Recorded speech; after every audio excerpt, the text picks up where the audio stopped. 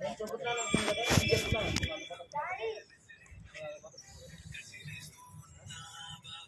నాతో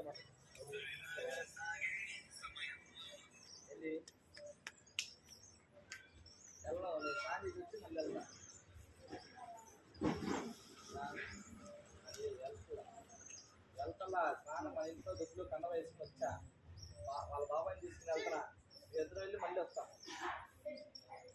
మాట్లాడు, ఇదిగో వాళ్ళ బాబాయ్తో మాట్లాడు. హలో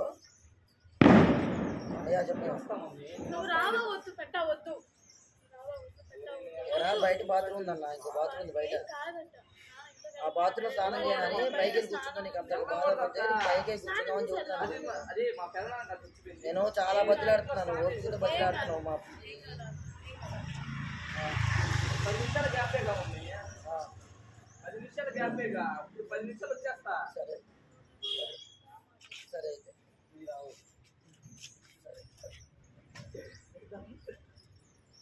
అంటున్నాడు. ఇంటికి తీసుకెళ్ళి స్నానం చేసి అయ్యా మళ్ళీ వస్తానంటున్నాడు కదా, వెళ్ళి తోడుండి తీసుకెళ్ళి తీసుకొని రా అంటున్నాడు.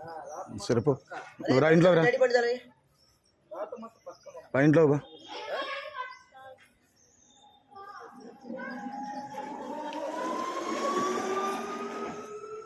ఇంకో పైకి వెళ్ళి తీసుకొస్తాను. ఎదురు అక్కడ తిప్పలు 4 రోజులు పని చేసేసి ఇంకో పైకి